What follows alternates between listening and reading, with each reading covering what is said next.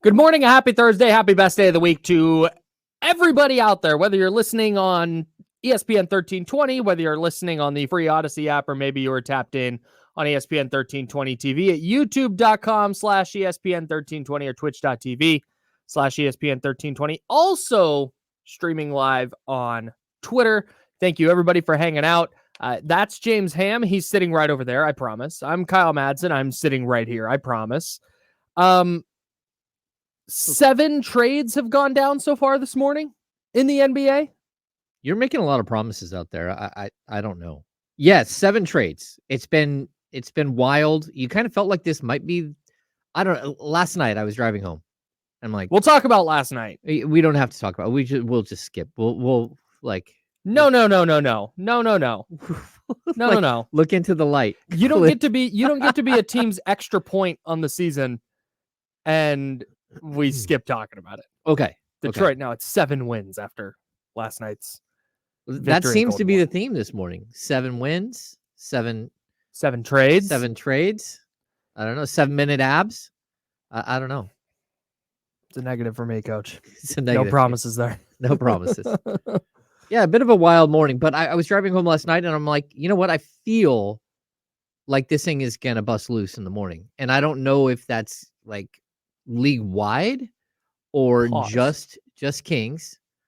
But yeah, for me, I'm like, hey, it kind of felt like we've had all of this quietness, this weirdness, and that people are doing work behind the scenes. So I don't know. We'll see. We talked about it yesterday on the show. It felt like Detroit, who the Kings played last night and lost to, and again, we'll talk about that here shortly, but it felt like Detroit was going to be one of the teams that would be the most active. They were 6-43 going into last night. They've got veterans who aren't doing them any good. They've got young players who can probably be jettisoned in favor of minutes for young players who may be a piece of their team. And you see that today. So far, Detroit, and we'll push the trade stuff to a little bit later, but Detroit specifically has traded Alec Burks and Bojan Bogdanovic to the Knicks in exchange for Quentin Grimes, Evan Fournier, Malachi Flynn, Ryan Arcidiacono, and 2 second-round picks. Ooh. Detroit also acquired Daniel House from Philadelphia. House and a second-round pick from the Knicks. Via the Knicks from Philly. Philly gets some cap room for the buyout market. That's according to Woj. And then they've also traded... they waived Joe Harris. They waived Joe Harris. $19.9 million Joe Harris. It's a lot of money. We want you to take this $10 million check and leave. Here's $10 million, exit the building. You know what? If Aaron, our boss, walked in here right now with a $10 million check and said never come back, I wouldn't even say goodbye. Yep. I wouldn't even take the time. You wouldn't even say goodbye to me, Kyle? I'll text you. That's rude. We'll FaceTime. I know what Jamba Juice to find you at in the mornings. No, so that's what's going on. Gordon Hayward has been traded to Oklahoma City. Buddy Hield is on the move again. He's going from Indy to Philly. Daniel Gafford, the center for Washington, he's headed to Dallas. A lot of stuff shaking up the West. We'll talk about what that means for the Kings. We have another trade right now. Great. Charlotte is trading PJ Washington to the Dallas Mavericks for a package around Grant Williams, Seth Curry, and a first-round pick. Sort of seemed like they missed out on Kyle Kuzma, and that Kyle Kuzma is available. Yeah, Mark Stein yesterday on NBC Sports California said the Mavs were one of the teams in on Kyle Kuzma, and given that they've acquired Daniel Gafford and now went and got PJ Washington and are dealing all their trade chips, kind of makes it seem like they were punting on that idea. Yeah, I don't know. Like they might like break this thing up. I don't know. Like usually when you get one trade, there's always a possibility for more. I don't know.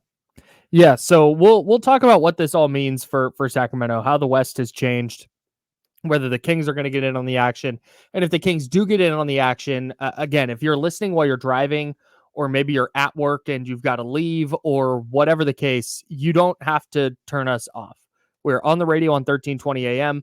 Download that free Odyssey app, search ESPN 1320. You can tap in there. That way you can just take us with you wherever you're going. Maybe you got errands to run today, or of course, YouTube and Twitch. We are also there if you are heading into work, or maybe you're going to be somewhere where you can't be in front of a radio or listening on your phone, you can tap in on the computer at youtube.com/ESPN1320 and twitch.tv/ESPN1320. Any news that happens in the lead up to the noon trade deadline today, we will have it for you right here, breaking it down, what it means for the NBA, what it means for the Kings. The Kings. They fall to the Pistons 133-120 last night. And we have a new contender, James, for worst loss of the year. Oh no, that's it.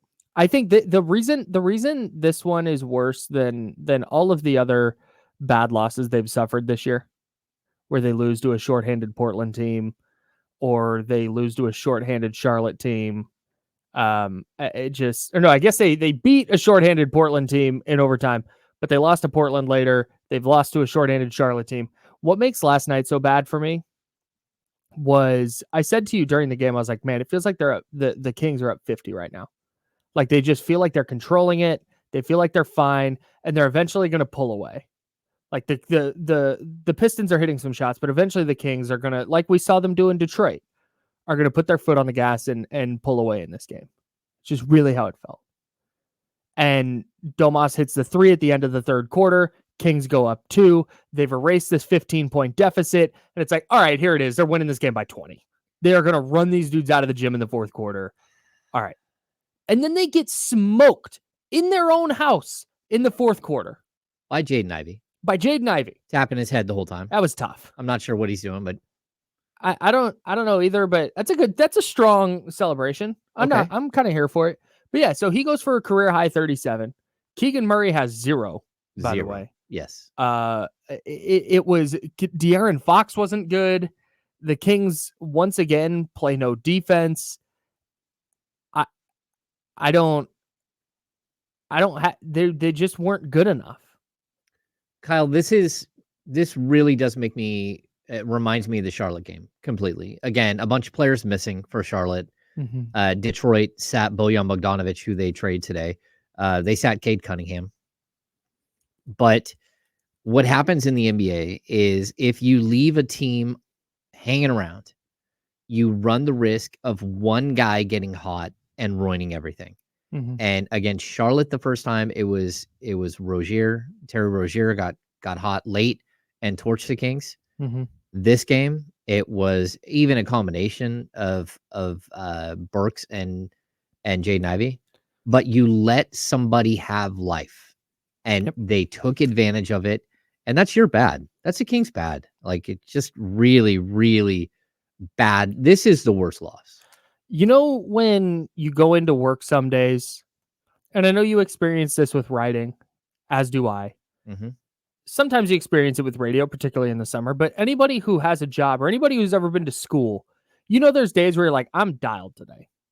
I am locked in. Mm-hmm. And then there's other days where you're going, I would rather be literally anywhere else. I have work to do.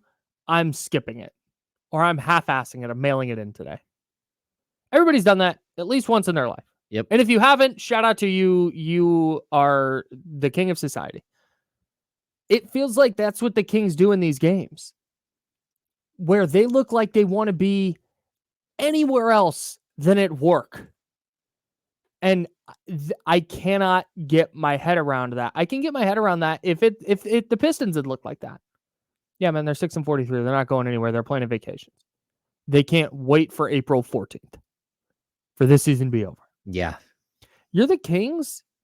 You lost your playoff spot last night, by the way. They're now in the play-in tournament.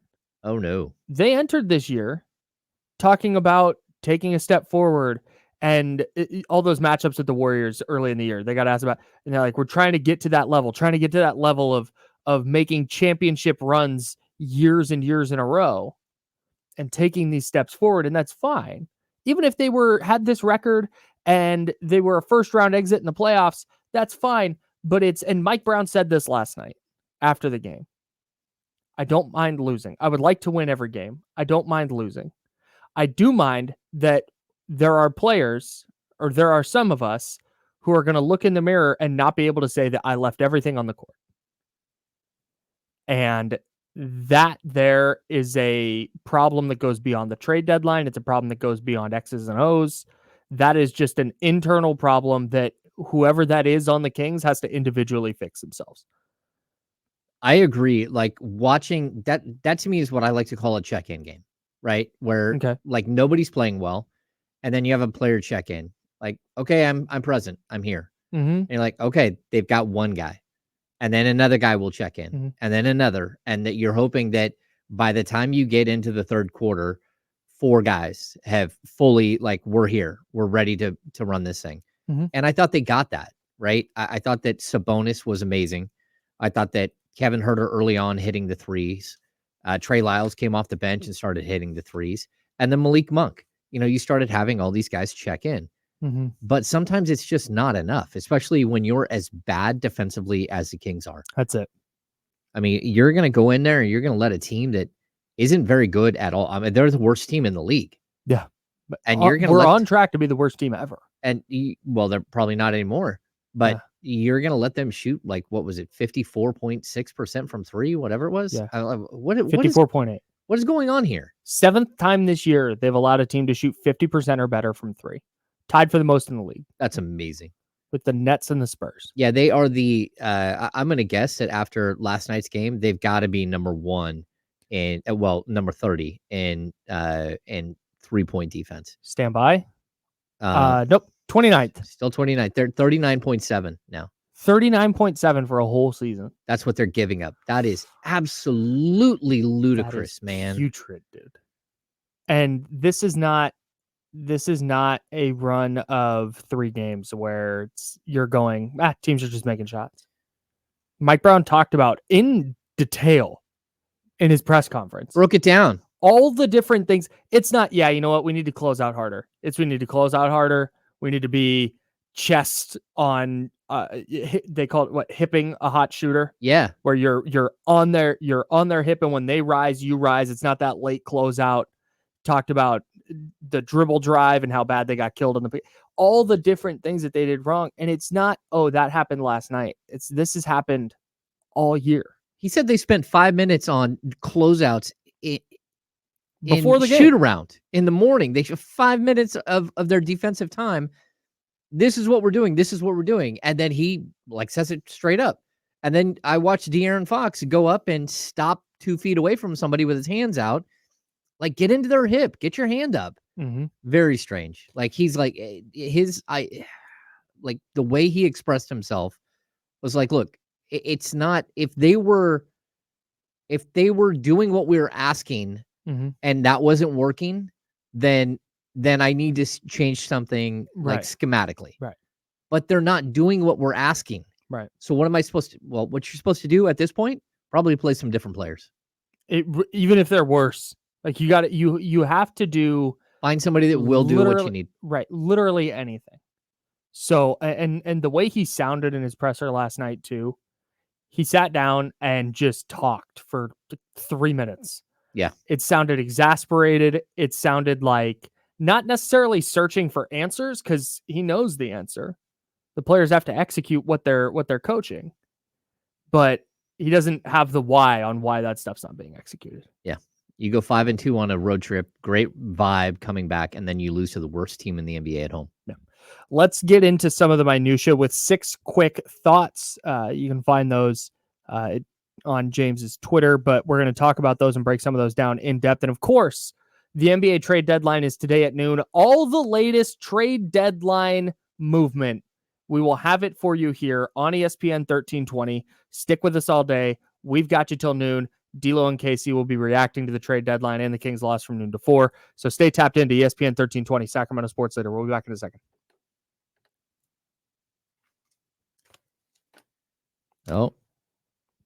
Brooklyn is finalizing a trade, sending Royce O'Neal to Phoenix for salary and 3 second-round picks. No first-round pick for Royce O'Neal.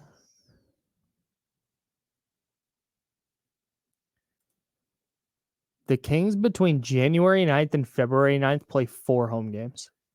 Yeah. And then March they play 14. 13. I think it's something like 13. Between March 4th and April 2nd, they play 4 road games. And one of those road games is LA. That's batting.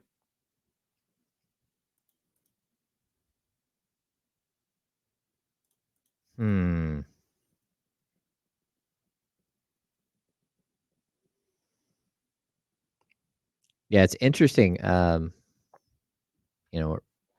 Jill Adge, renowned Kings fan. Dallas adds PJ and Gafford. Sorry, Kings fans, they just jumped you. I think it's interesting because I don't know if I disagree. Yeah, I'm not. I mean, I like Gafford, but again, that's not a difference maker by any stretch of the imagination. Maybe better than what they had, but and then the PJ Washington, but you gave up Seth Curry and Grant Williams. Grant Williams. Grant Williams has been kind of a disaster though this year, hasn't he? Yeah. Well, I mean, he's like a seventh player. He's fine as your number 7. He's your number 2, or you're number 3. You're in trouble. Yeah, not quite. Not. I wouldn't call it a disaster. 8, 4, and 2 on. Oh, he's shooting 41% from the field though. Holy smokes!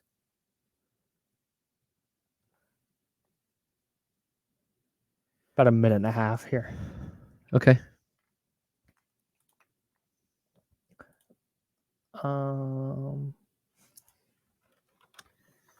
It's pretty cool. Seth Curry gets to go to Charlotte. Oh yeah. Where it all began. Yeah. You think he'll wear number 30 like Dell? If it's not retired by the franchise. Well, his dad's there. That's cool. If it would be so funny if Del Curry's jersey was retired. Also, Seth Curry was playing 13 minutes a game in Dallas, and he played 36 games. Not a major loss, but also he's 33. Good Lord. It would be so funny if Dell's number 30 is retired and Seth was like, Dad, I want to wear your jersey. And he's like, nah. Come on now. And George Karl, of course, he threw major shade at Seth Curry when he was here in Sacramento. George Karl did that? Weird. Yeah. Well, he's a good kid. He might be in the league a couple of years. Yeah. That was a long time ago.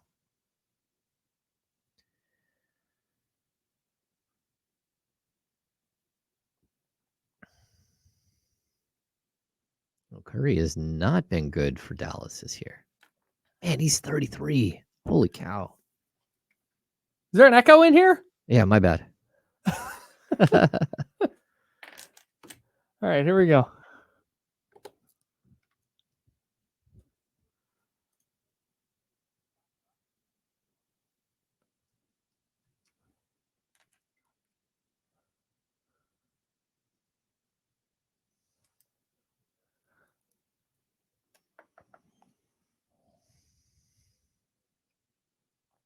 Got plenty of trade deadline action for you today.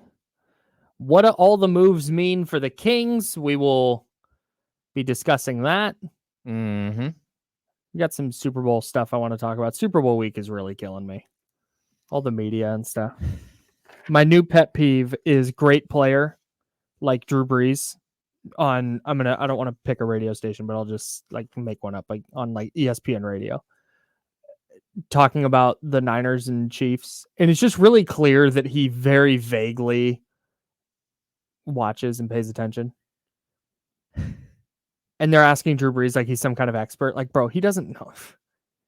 He talked about, he's like, oh, the Niners, they did it right. They built the offensive line first. Like, no, they did. What are you talking about? I literally have asked Kyle for 2 years on the radio, even when we didn't have a show together, when they're going to add offensive linemen. That's great. All right, we'll put a pin in the Super Bowl stuff because we need to get to 6 quick thoughts from James Ham on last night's Sacramento Kings loss to the Detroit Pistons. How'd yesterday's Kings game go? Bad. Kings insider James Ham has 6 notes you need to know. Yeah, he does. Here are James Ham's 6 quick thoughts. 6 of them things from James Ham, brought to you by, well, it could be you. rich.ripley@odyssey.com if you would like to sponsor 6 Quick Thoughts. We do it after each and every Kings game. And if you are so inclined, we could find other things to do 6 Quick Thoughts about during the off season. But that's for the pitch meeting. Anyway, James, we sat next to each other at the game last night. It was a delight. We did. Your first quick thought on the Kings loss. Didn't have it. No, they didn't. De'Aaron Fox was a step slow from the jump, and it hurt his team's chance to win. Boy, did it. 12 points, 7 assists, 0 for 4 from 3, 5 of 14 from the field. He just looked like he was exhausted. I don't know, Kyle. He looked like he wasn't ready to compete, and I'm not sure why that was. Earlier today, when I said, you know, those times where you just look like you don't want to be at work and you're going to punt it today. Yep. In fact, you know what? Specific example, going to call myself out. On Tuesday, I have a writing job, NinersWire.com. Check it out. That requires like a lot of work. And on Tuesday, my contributor wrote something and I wrote something, which is well short of what I need to be doing, especially this week. And I'm like, you know what? I'm just not feeling it today. I'm out. I'm done. I didn't write anything else. That's how De'Aaron Fox looked yesterday. Like he just, and again, I don't know. I'm not in the guy's head. Maybe he's banged up. Maybe he's got something going on. I have no clue. I based on my assessment of watching him on the court, he looked like he didn't have it, to use your wording. Yeah, he just looked like he wasn't ready, wasn't engaged. You know, like tough. And the worst part is like when nothing is going right and then he walks into a 3 in transition. That's usually when it's like, or with 17 on the clock and you're like, okay, look, man, like it's okay. If you want to be a facilitator tonight, be a facilitator and be a defensive player. That's fine. And he had 7 assists, but you know, don't go 5 of 14. Like find somebody else, like look to somebody else to lead the charge. Well, the thing that's weird is, I mean, he goes 5 of 14. He missed a dunk. He missed a couple of shots in the paint that you normally see go down for him. It wasn't there. The number I circle, and this is something that you brought up, and ever since you brought it up, it's glaring to me. The 0 for 4 from the stripe. Oh, you yeah. You can tell what kind of night De'Aaron Fox is going to have by how his first couple of free throws go. No, totally. And he goes 0 for 4 from the stripe. On the defensive end, he got a little physical. Thought maybe there was an offensive foul. Then he gets whistled for a foul, and it just wasn't. Yeah, it wasn't checked in. No, I mean, to be honest with you, that was a game where I didn't think Davion Mitchell played exceptionally well either. He had some moments, but it was a game where Mike Brown was just kind of searching. Like, what are you going to do? Like, there comes a point though where he does need to say, okay, like, look, if that's what we're doing here, then I need to try somebody else at your position. Yeah, for tonight. Like, I'm not saying. Yeah, like, it doesn't have to be a permanent thing, but no. Like, send some kind of message, I guess. Yeah. Hey, look, if that's where we're at, then let's go ahead and try something different. All right, number 2. Trey Lyles, elite shooter. Former Piston. He put up 13 of his 19 points before halftime, chipped in 2 boards. He has been so good over the last couple of weeks hitting from the outside. So I thought that he definitely had a good game. Yeah, sure did. He didn't hit the glass, which is a problem. He had 2 rebounds, but that was kind of a problem with everybody last night. Yeah, I'm glad to see Trey Lyles making 3s. Yeah. Number 3.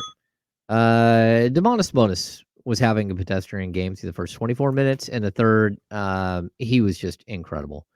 He pushed his double-double streak to 33 games, finished with 30 points, 12 rebounds, 7 assists. Like, look, like if there's someone you're going to blame, it's not him in this one.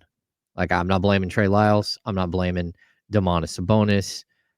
Like there are a couple of players here who did actually play well and had a good game, and Sabonis is one of them. And I don't want to hear offensively for sure. Yeah. Well, I mean, defensively, there's all kinds of issues defensively with this team. It is straight up. Yeah. Across the board. My one nitpick on Domantas Sabonis. Yep. And talked about it last night. He went for 30. Like, yes, thank you. Like, this is what I want to see more of from him. Jaden Ivey with 8:12 left makes a 3 to make it 108-105 Pistons. Domantas Sabonis comes down, has a layup. It's there. He turns and fires it out to Trey Lyles for 3. I get Trey Lyles is hot. Fine. He misses it. Later on, Kings get a stop. Kings get a couple stops. They go down 108-105. Domas, again, has the ball in the paint, has a chance to go up with a shot, turns around, throws it out to Harrison Barnes, who misses. And I get making the right basketball play. I understand all of it. He is a max player. In a spot like that where your team is struggling to hang on to the rope, to use the metaphor that we use all the time in this show, I would love to see him go up and get a basket there. I get that Trey Lyles can shoot it. I get that Harrison Barnes can shoot it, but those are not the guys I'm paying to hit big shots for me. Yeah.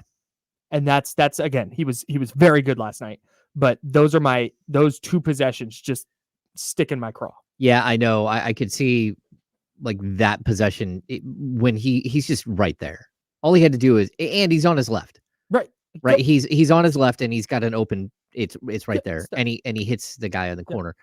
I didn't get it. Like if there's 30 seconds left, great play, great pass. You need a 3 there. There's 8 minutes to go. You take your 2 points. Yeah. Cut it to 1. Keep the momentum. Anyways, that's like I said, just nitpicking. He was obviously very good last night. He was. Number 4. The Flying Monk. Malik Monk took a while to get going, like most of the other Kings. But once he started sprinting around the court, he put on a show.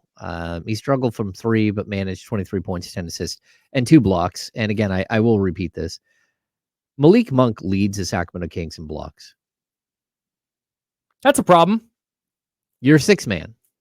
Who's not an awesome defender either. Who might be 6'3". Ooh, generously. He's listed at 6'3", but might be 6'3". That is who leads your team in blocks. And he's played really well for most of the season. He woke up out of his little slumber here, and he's been, he's kind of back on the right path.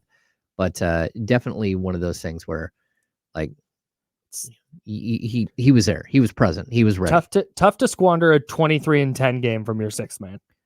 Yeah, and a 30-12 with 7 assists game from your center. Yeah, that's bad. Number 5.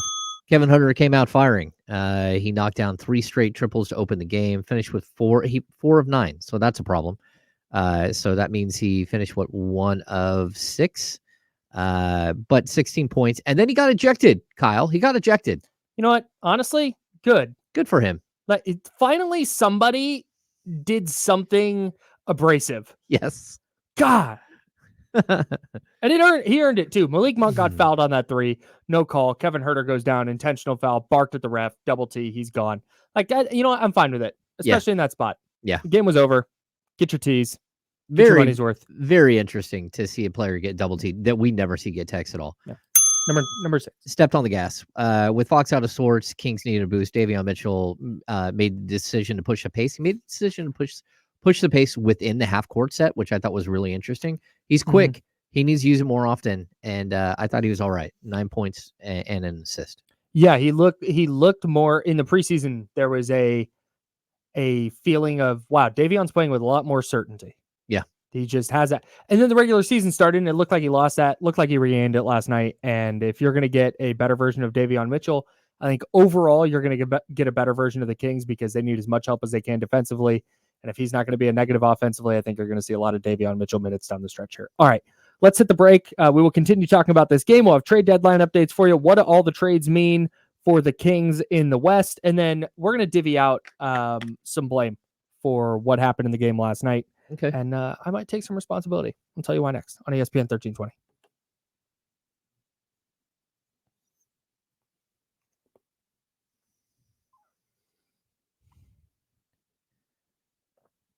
Boy. Sure does seem like it's a quiet trade deadline. Our friend Sam Amick has had plenty to write this morning about what's going on.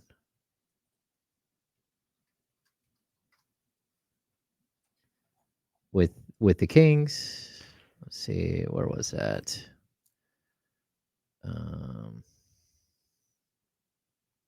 They have not had conversations with Kuzma for a while, which is what I kind of wrote yesterday. That it's, like a lot of the Kuzma stuff is left over from just the history of that the Kings have been in on him in the past. He has Dorian Finney-Smith and Royce O'Neal. Royce O'Neal, of course, has been traded. DeLon Wright. And Miami's Caleb Martin. I like, just like I've always said it, go get me a Martin twin. It's fine. Martin twins, basically, in my book, they're what everyone thought Chris Duarte could be.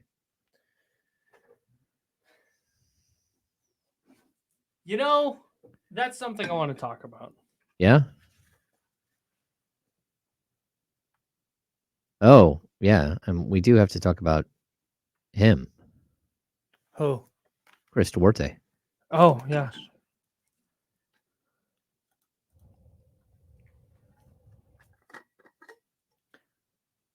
Shout out to Kings PR, by the way. Big shout out. Worst loss of the year. Domas to the podium. De'Aaron Fox to the podium. That's right. They were both very brief. Malik Monk, Kevin Huerter made available in the locker room. Oh, I don't know if Huerter ever talked. Oh, that's right. No, I went to the locker room. That's Malik was there. We Right. kept waiting for Kevin to come in, and then Malik finally talked.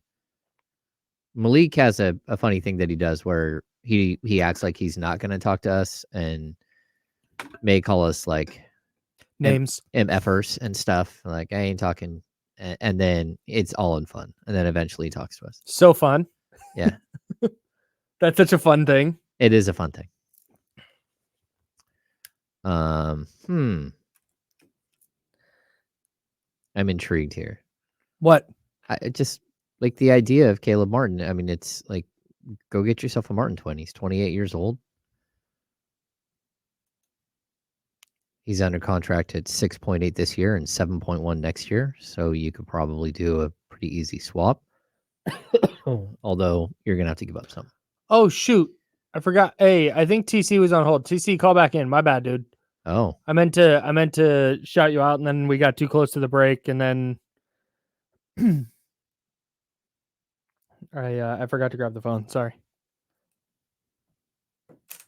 Scooter, that trade doesn't hinder them that much, but they have all their picks if they wait until the summer. So what I'm working on doing, my headphones, is I'm watch what happens if I do this. Hang on. I'm working on fixing, or not fixing, but I've actually broken them all the way. Oh, that's not I'm good. working on bringing in my studio headphones from home and just bring them here. Yeah. This seems like a long commercial break, Kyle. It's a little longer, and I got out late. Yeah, yeah. Swing and a miss. Somebody asked why they would trade Caleb Martin, and I just think it's because... Oh, hang on. We're back. Yep.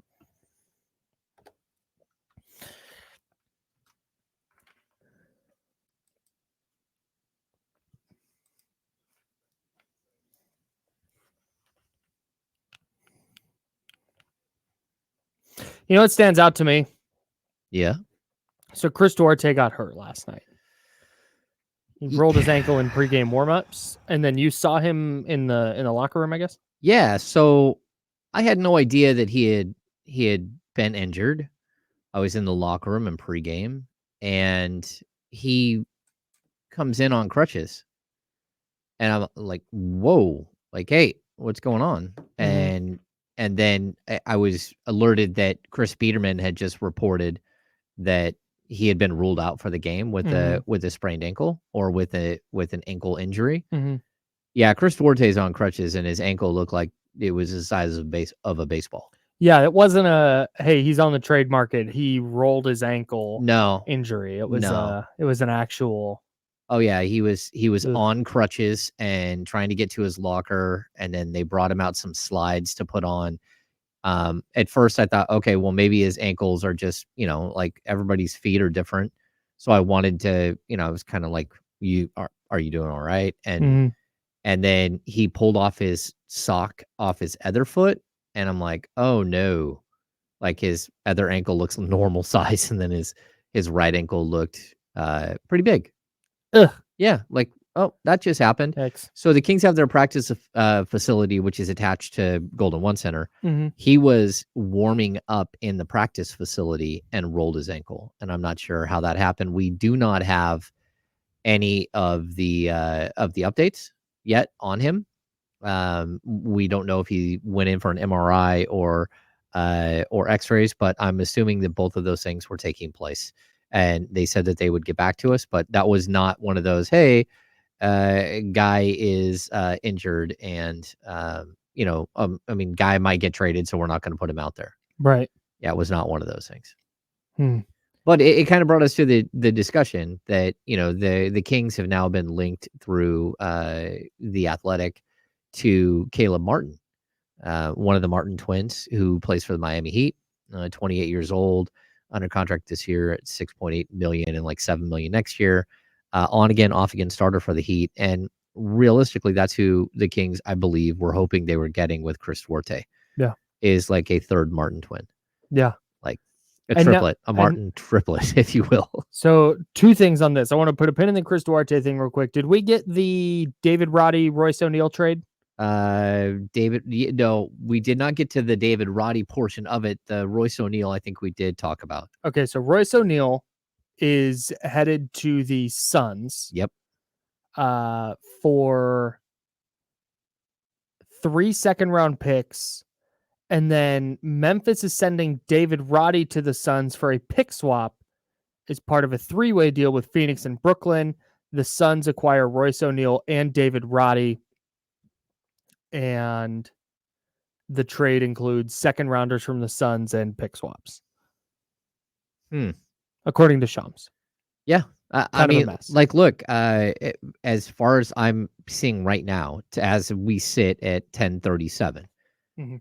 2 teams that you're competing with, the team that, Yeah. like you were last night, the 5th seed, you've now slid to the 7th seed, right? Mhm. The 2 teams above you are the Dallas Mavericks and the Phoenix Suns. They are out there actively improving their rosters right now. Right now, it's happening. They're doing it. And so far the Kings have not done much. They've done nothing. And also, real quick, nothing. Just for the sake of updates, Woj just reported that the 76ers are sending Patrick Beverley to the Milwaukee Bucks. Yes. Right on. Pat Bev. That doesn't affect the West. No. But here's where Chris Duarte kind of ties into all of this Kings looking to get better thing. Mhm. That was the move this offseason for me, because Sasha was a pretty significant question mark. Sasha was A, how's he going to look in the NBA? B, what position is he going to play? C, how tall is he?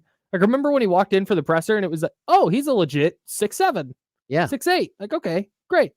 So that was a massive, massive question mark. But Chris Duarte was the one where the Kings were running it back, but they wanted to make these tweaks, right? They wanted to make these tweaks where, okay, you have this great offense, but get to mid-level defense. Yeah. Be just like capable of getting a couple of stops late in the game. Be capable of getting stops like last night where the Kings get a bucket to cut it to 1. Detroit hits a 3.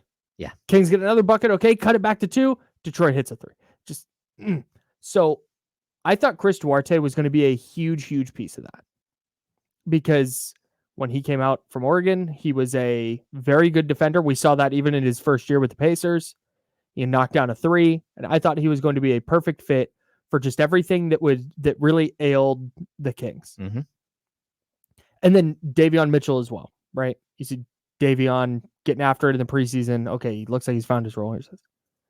Well, as we sit here now on February 8th, an hour and 20-ish minutes before the trade deadline, the Kings are just kind of the same team they were last year. And they look about the same. It's so, I think I've been trying to overthink this, and it's just kind of obvious. They're playing, for the most part, the same players. Yes. And they're getting, for the most part, the same results. And that's the definition of insanity, right? Doing the same thing over and over again and expecting different results. Something like that, yes. So the Duarte injury last night, as when that happened, it's like, okay, well, I know he hasn't been playing, but okay, what options does this give the Kings? And I'm going, oh, well, they're just kind of doing the same thing they were anyway, so this doesn't really change anything. Well, I mean, to your point, Kyle, Mhm. like the Kings played 9 players last night, right? Mhm. Your starters, which have been the same starters for the last 2 years: Fox, Herter, Sabonis, Murray, Barnes. Off the bench, Monk, Mitchell, Trey Lyles. Sasha Vezenkov played 5 minutes and 31 seconds. So we don't have minutes for JaVale McGee. We don't have minutes for Alex Len. We don't even Alex Len was on the roster last year, but Mhm. Chris Duarte, of course, is not playing because of the ankle injury, but he wasn't playing either way. Mhm. So this is the exact same team that you had last year. Yep. And to be honest with you, they're not as good as they were last year. They're just not. I don't care what the record says. They're not. Yeah, they're not as. What's the right word? I don't want to say not as good, but the intensity is not there. The urgency isn't there. The consistency. Like we can keep saying using like descriptive words here. Like, yeah, it all comes back to they're not as good. Yeah, like their last season, they didn't just drop bad games. They didn't. They didn't lose bad games. They didn't lose more than 4 in a row. They lost 4 in a row to start the season, but never did it again. Mhm. And then they didn't lose games that were just, easy wins. Mhm. Last night should have been an easy win. It's not just the worst team in the NBA. It's the worst team in the NBA that shut down their 2 best players, one of which they traded later. Mhm.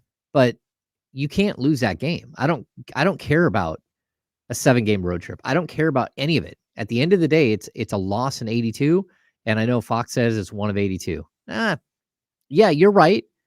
It is. It goes in the loss column, but you know what? What else is a loss of 82? The game against Denver, you're probably going to drop this weekend.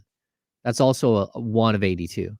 So I sure would like a win, but that would be one of 82 wins as well, games. Yeah.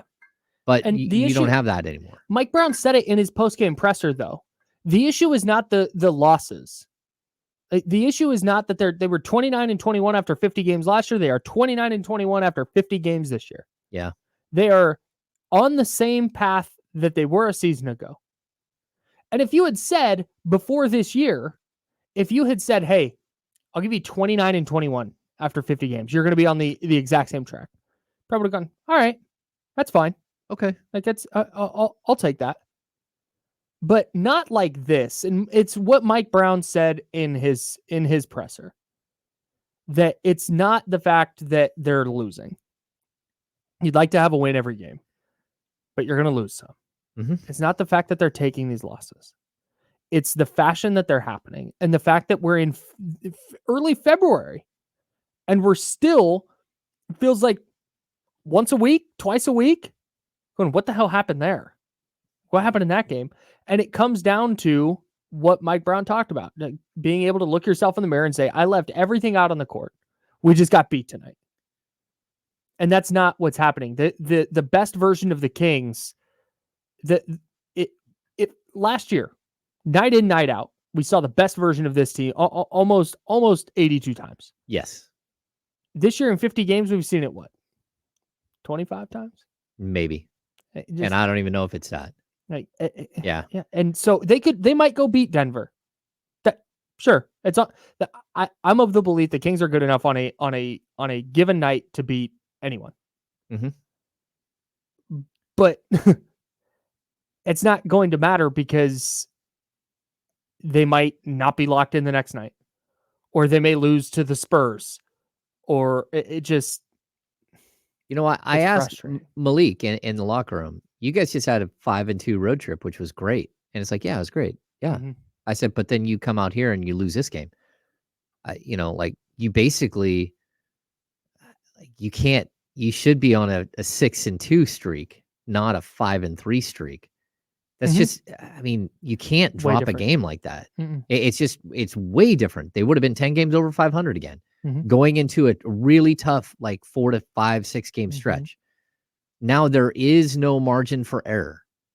This team could easily be in the 8th or 9th position by the end of next week, going into the All-Star break. It is what it is. Like, this is what happens when again, I like trade deadline.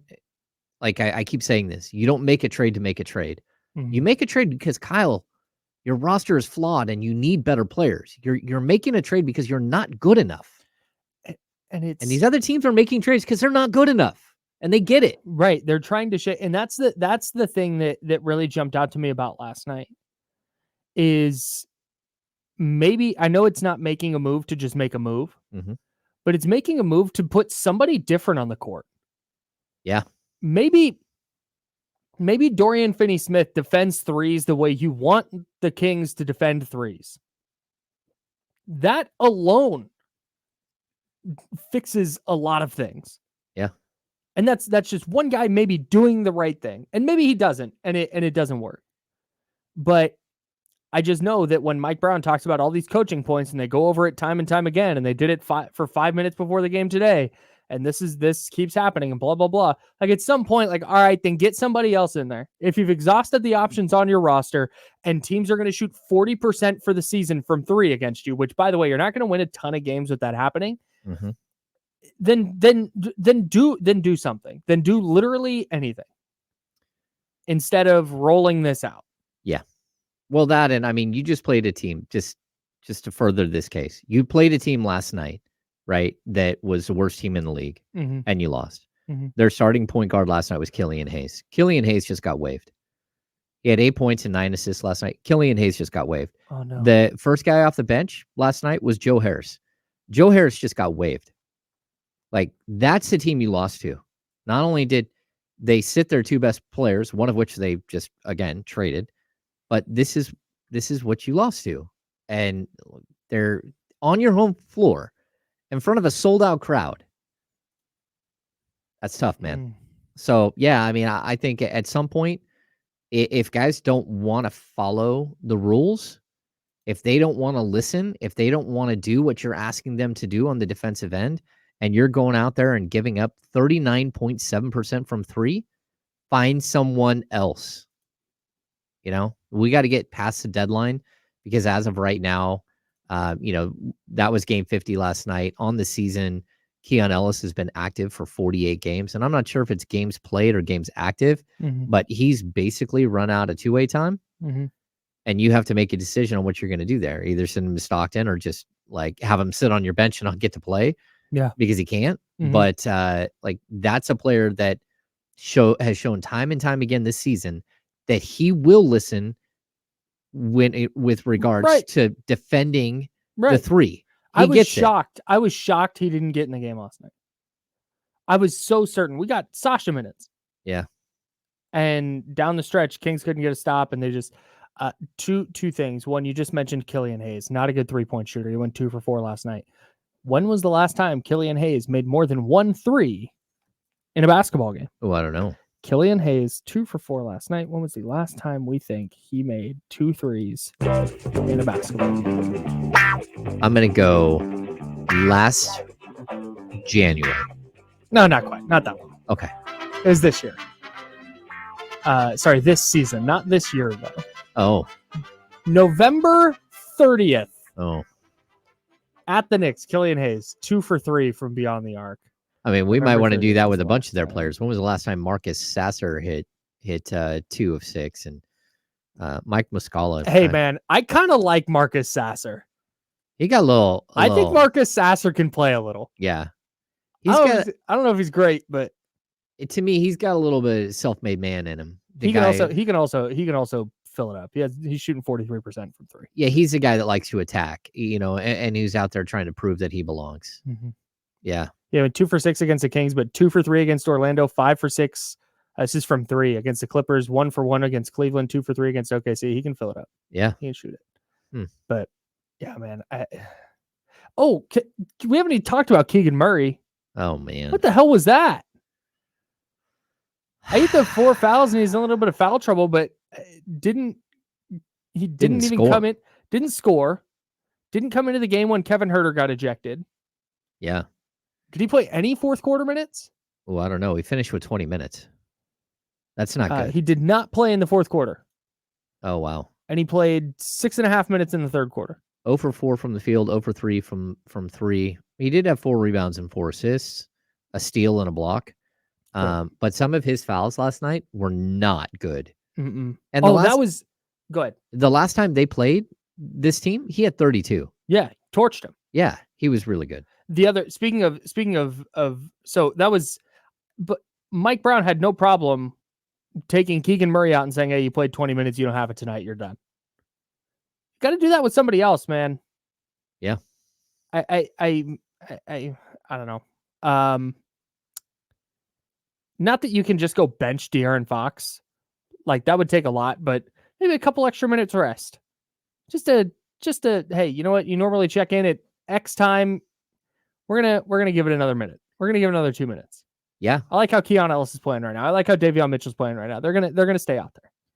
Well, even like if he's exhausted and he's showing signs that he might not be ready to go, it's okay to sit him a game.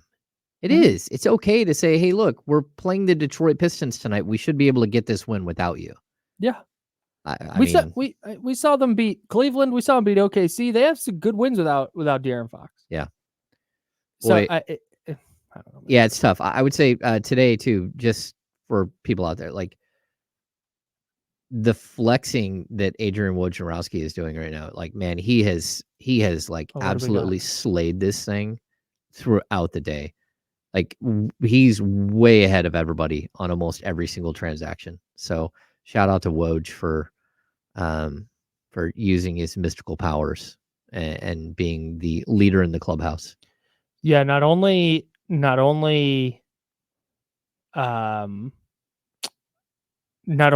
the deals, but then are also having like the parameters. Yeah. He's just he is one of the best. And we should announce too that the Brooklyn Nets have waived Harry Giles. That's so not great. You never know what happens there with Harry Giles, but he's actually played pretty decent when given a shot. But they've made a couple of trades that were 2-for-1s or 3-for-2s stuff today. Yeah. So they had to clear up roster spaces in order to do that. And unfortunately, that's where Harry Giles lost his roster spot there. Ramsey in the chatty house asked a great question that I don't have the answer to. Okay. Can the Pistons field a team against the Blazers tonight? Maybe. Asar Thompson's still there. Jaden Ivey's still there. Marcus Sasser, yes. Cade Cunningham can play. He just sat last night. Right, his knee was managing. Yep. Alec Burks gone. Killian Hayes gone. Jalen Duren, that's probably your starting 5. Muscala. Mike Muscala is still there, but Isaiah Stewart's out. Kevin Knox is hurt. James Wiseman's there. Danilo Gallinari. Bojan Bogdanovic gone. Joe Harris gone. Muscala, Gallinari. Stanley Omude is a 2-way player. Monty Morris gone. Jared Rhoden 2-way. Malcolm Castellon 2-way. Jared Rhoden was a Sacramento King for a short amount of time. I think he played Stockton last year. So they have 11 dudes. And if you take out their 2-way guys, they have 8 dudes. Yeah, they should be able to field a team. And hey, it's a trade deadline. This is what happens. Yeah. So they weren't that's the last thing the Pistons honestly were probably not super thrilled they won last night. Like the players were, the front office is like, nah, pull the plug, get rid of everybody. Yeah. Tough look. Yeah, it was. The entire game last night was a tough look, man. Yeah, it was tough.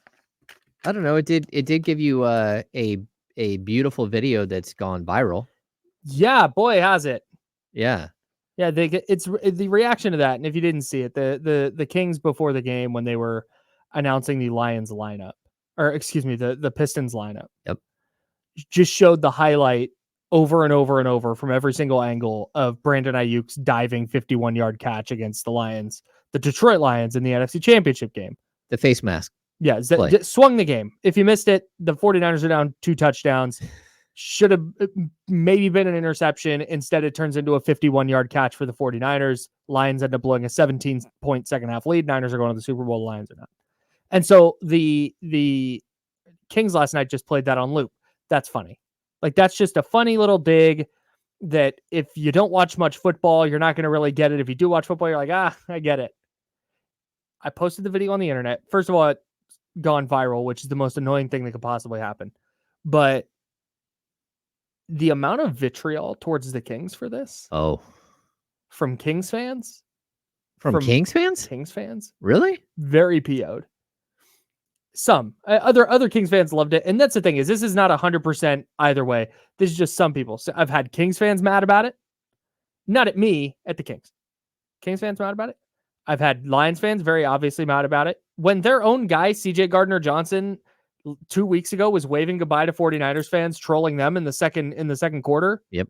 And the Pistons at least held on to their lead, but that's a separate thing.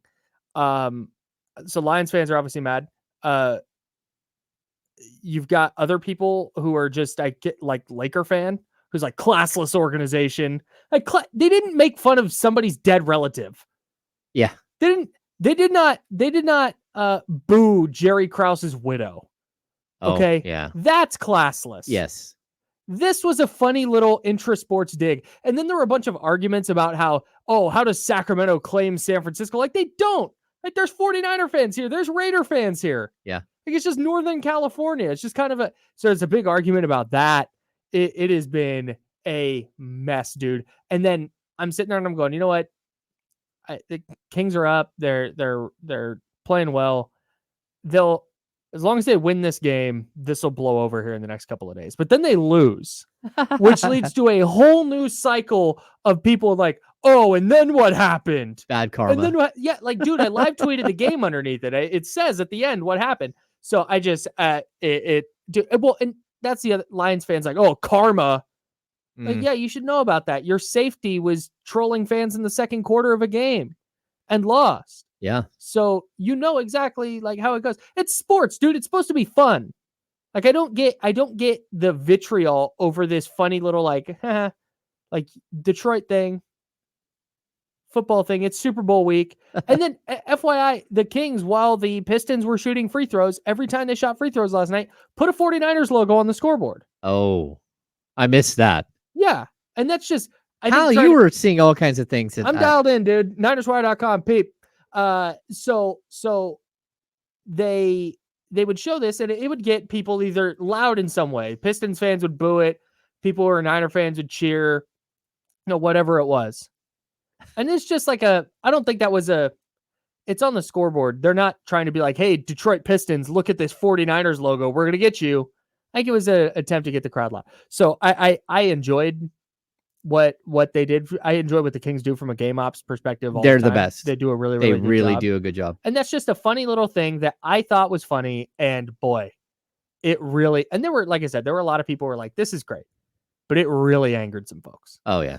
It's not why I promise the Pistons didn't look at that and go, you know what, we're going to try tonight. Oh, we are going to try. Is that, wait, they're 7 doing wins. my guy Kendall Vildor like that?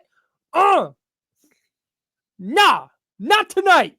Not tonight. We're avenging Dan Campbell's all grit group. I promise that's not what happened. It's tough in hindsight, but that's how it goes. That's called sports. Yeah. Ugh. Anyways, we'll talk a little bit more Super Bowl coming up. We'll also talk about the teams around the Kings getting better in the West, and we'll get you updated on all the latest in the NBA trade deadline. Did last night change our minds once again? We'll tell you on ESPN 1320 Sacramento Sports Center.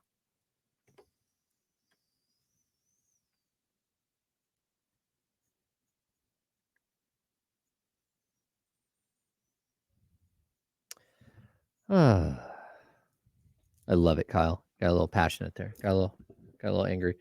I'll be right back. All right. I'm listening, but Yuta Watanabe is going from the Suns to the Grizzlies as part of that 3-way trade. I like Utah. Just like their bench really wasn't good. The Suns bench. Yeah, they need more NBA players. Yeah. I know everyone. Oh, I love Utah. That's going to be spectacular, but I don't know.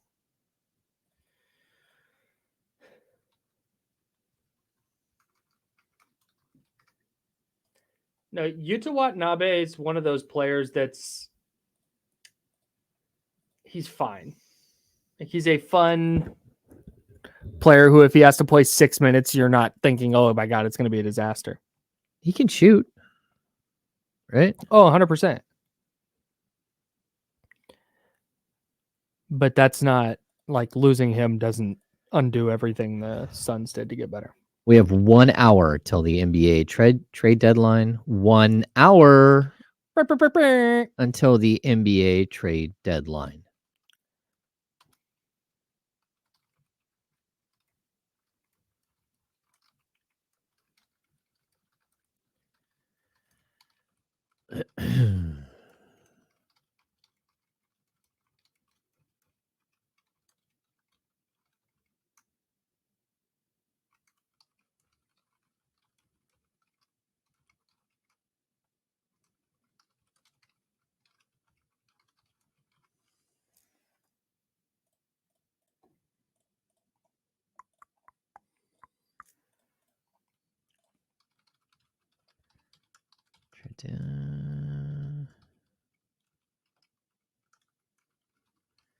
Isaiah Thomas just tweeted out, trade deadline is dope when you ain't involved in any. LOL. Still bummed he never made it back to the league. Yeah, it sucks.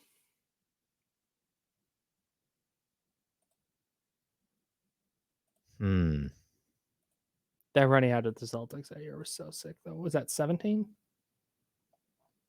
18?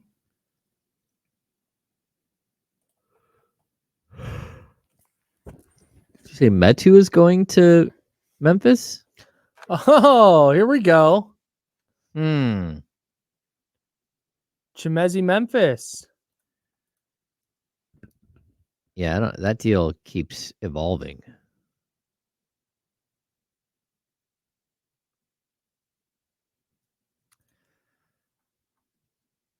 Pretty stunning. Pretty stunning.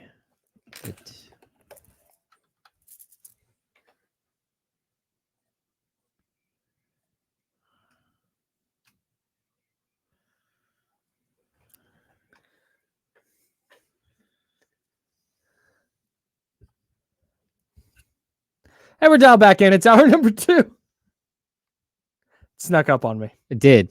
Yeah. I love it when it sneaks up on you like that. I don't. It's... Go ahead. Sorry. Like your moments. You're like, oh, we're on. We're back. Like, yeah. Spectacular. We're taking the afternoon, then we'll hand off to D-Lo and KC. They will be reacting to all the latest in the NBA trade deadline. Let's talk about the West real quick. So you have the Sacramento Kings, who are now the number 7 seed. They are half a game back of the Phoenix Suns and New Orleans Pelicans, who are 6 and 5 respectively. Okay. And then the Dallas Mavericks are a game and a half behind Sacramento. I'm going to leave the Lakers out of it for now because they're not only 3 games back, but I think that if they don't make any moves, I don't think they're that big of a threat. So we'll stick with these 8. You have the Dallas Mavericks. They have acquired Daniel Gafford from the Washington Wizards for Rashawn Holmes and draft picks. And they also got PJ Washington from Charlotte in exchange for Grant Williams and Seth Curry. And a first-round pick. And a first-round pick. Lightly protected, I think I saw. Lightly protected first-round pick. Yeah, 2027 lightly protected first-round pick. And it's funny because someone also chimed in and said, hey, Dallas has traded a first-round pick in 2 different deals, and they don't have any first-round. They only had 1 first-round pick to trade. So, I don't know. They're magical. They're doing some tomfoolery. So you have Dallas aiming to improve their roster. How much they improved, TBD. The Phoenix Suns, I can't even keep track of everything the Suns have done today. Yeah, because they've added in this little like asterisk. The Suns also, in their trading, they added 3 minimum contract guys that are going somewhere out into space, which is Chimezi Metu and like 2 other dudes. I lost the tweet. But yeah, like half of their roster is going to be gone. So all those people out there are talking about how good their second unit was going to be. It didn't look good in the beginning, and it doesn't look any better Well, I mean, it might look better after today, but all those guys that they went out and got are now gone. Keita Bates-Diop, Jordan Goodwin, and Chimezi Metu, all to Memphis, as well as Yuta Watanabe. Meanwhile, the Suns have acquired David Roddy from Memphis and Royce O'Neal from the Nets. Yeah. So again, this is not, and then the Kings have not made any moves yet. This isn't to say that, and then Oklahoma City, they acquired Gordon Hayward in exchange for Trey Mann, Davis Bertans, and Vasilije Micic. Yeah. Did I get it right? Vasilije Micic? Yeah. Vasilije Micic. Vasilije Micic. Vasilije Micic. Those three, Mann, Bertans, and Micic, went to Charlotte in exchange for Gordon Hayward. So Gordon Hayward is now with the Oklahoma City Thunder. Seems like Oklahoma City got a little bit better. Yeah, a little bit. And that's kind of the crux of what I want to get to. So I'm happy you said that, because I don't think anybody's asking the Kings to go move heaven and earth to get a superstar here. And it's not like all those names I mentioned are pretty peripheral. Like who's the best player who I just mentioned in all those names? Royce O'Neal? PJ Washington? Yeah, probably PJ. Hey, PJ Washington. So, but PJ Washington's like a fine player. Not great. But yeah. okay. I mean, I think he would have looked good in a Kings uniform for sure. But I totally agree with you. And that's kind of the problem, is none of these are earth-shattering moves. Like, I don't think all of a sudden the Suns are going to win a title now because of these moves. Like, if they were going to win a title, it was going to be because of Kevin Durant and Devin Booker and Bradley Beal. And same thing with the Mavericks. It's going to be on Luka. It's going to be on Kyrie. But they tweak their rosters these like little bits. They're trying to get better right now. Yeah. And with the Kings, I sat here, might have been yesterday, and I went, I get what they're doing. If they don't make a move, they're riding this out and then seeing, evaluating really what they have going into the summer, and then they'll make these big changes in the summer. But that was before they went and lost to the 6-win Pistons and looked as lethargic as they did again in yet another game. And it's really tough to justify. And the other reason I said that yesterday was because the premise of the entire thing was, hey, maybe nobody gets dealt, and maybe no trades happen. And now we have this flurry of them, and you have all the Kings around, or all the teams around the Kings getting better, and you have the Kings just kind of standing pat. And that's, again, it's not the end of the world. It's not, oh my God, fire somebody. It's not that.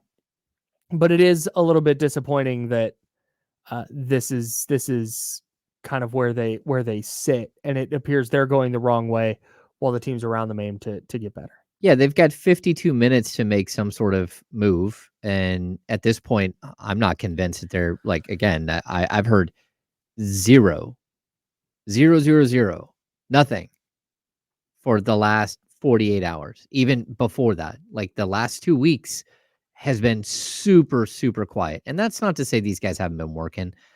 But like, I think what we'll get to the end is postmortems on trade deadlines are always the worst, because like, hey, the Kings were bidders for, like last year, Matisse Thybulle, right? They were bidders for player X.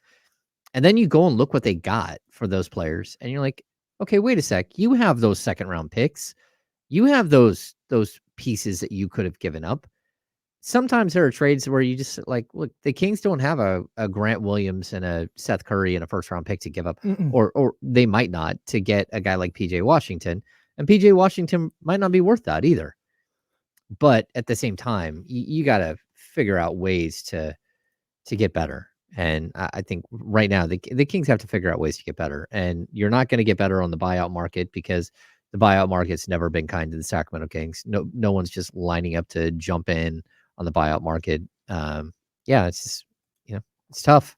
When you have teams like Philadelphia making moves just so they can be active in the buyout market, that to me doesn't paint a great picture for the Kings. And honestly, the buyout market is great when you're going, you know what, I need a better eighth player. Yeah. If you're going to the buyout market to make the change the Kings, I think, need to make, that doesn't, I don't think it's happening. No one is waving a 6'8" 3-and-D wing that shoots 40% from 3. Kyle. I don't care who they are. They're not waiving that guy. It's just it's not happening. The other thing that I justified the take with yesterday that the Kings maybe didn't is because, hey, you start to see some more life from Keegan Murray. You're starting to see these strides. And then last night you see nothing from Keegan Murray. Well, that and in his last 5 games, he scored 5 points, 5 points, 33 points, 5 points, 10 points, and 0 points. Oh. That's what his last 5 games looks like. And look, he's okay to go through a slump. That no doubt. It is what it is, but no doubt. But the idea that, hey, you know what, you're going to start consistently getting 15 to 25 a night from Keegan Murray. Yeah. That's just not happening. Yeah. At least not this year, not as expeditiously as the Kings might want. Daniel House is being bought out of his contract, so he will be on the buyout market. Not again. Maybe I'm wrong. Maybe there's the 6'6" shooting, defensive minded guy, but not really. He does have ties to Monty McNair from their time in Houston. But yeah, you got to figure out a way, man. Figure out a way to get better, and you can't just say, "Hey, coach, I need you to get better." Like, you can't.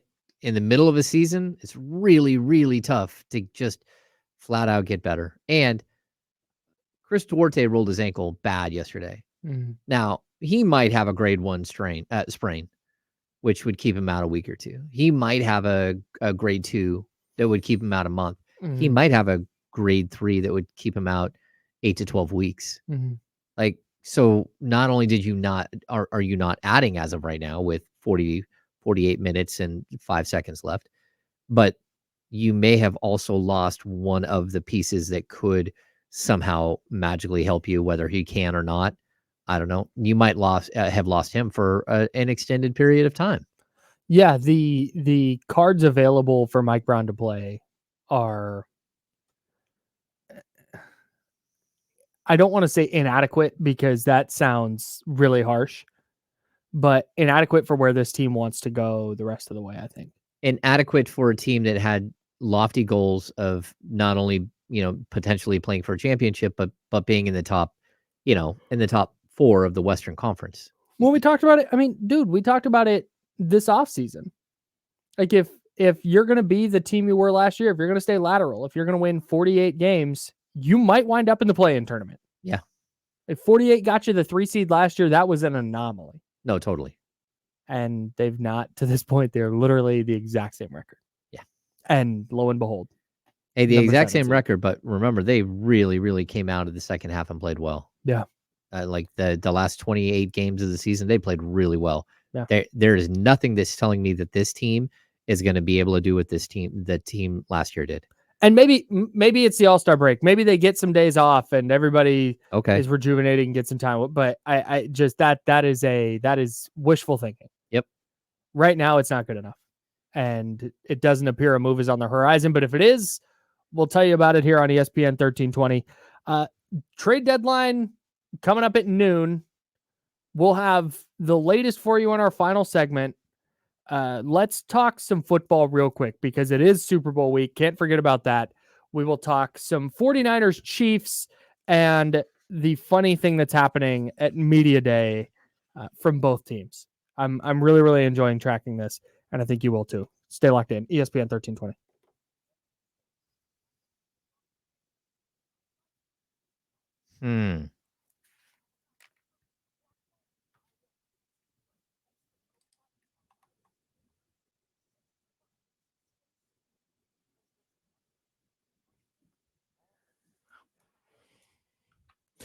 Oops. What do you oops about? I forgot to put our outro in. Oh.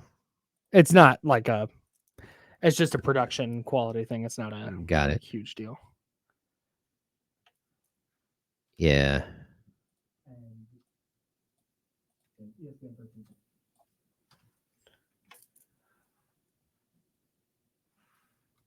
Hmm. 11-13. Hell yeah.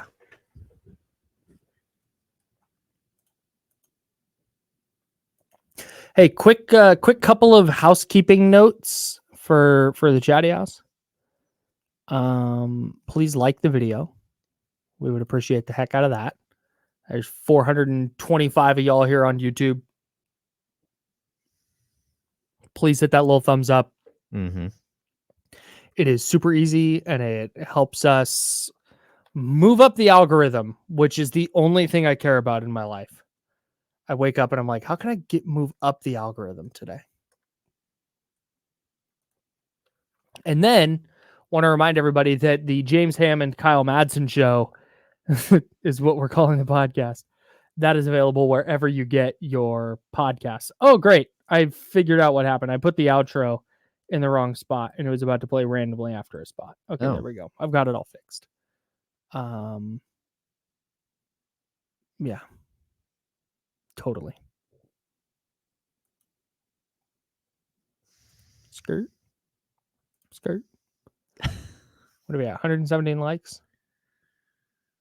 I would like to get that to 150.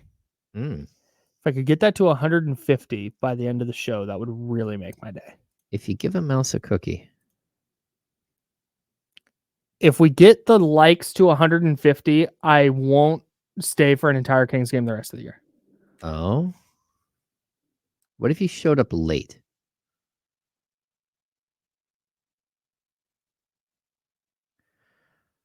What's going on? Oh, man, that's a big Soren Smith. Royce O'Neal raised Phoenix's luxury tax by $13.5 million. That's crazy.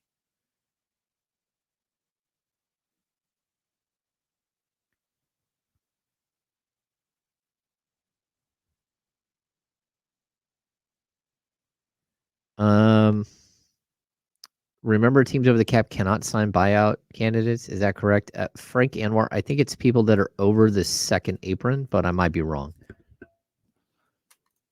Teams that are over the cap can. Teams that are like it's a specific luxury tax threshold they can't sign. I think there were 8 teams, including the Golden State Warriors, that cannot do buyout candidates. I think your potential Warriors Kings trade died last night. Sorry, man. Oh, what happened? They beat the shit out of the 76ers. Oh, gotcha. And Steve Kerr after the game was like, I really like how this team's coming together. I think we can do something special. Yeah. It's like, oh boy. You know who I did not hear say that was Mike Brown last night. I should have cut his like entire post game. He was clearly frustrated. Yeah. I mean, even the Malik post game, like you would have to bleep out a bunch of stuff. Yeah. Likes up to 135. I'm tracking it. Let's get to 150 by noon.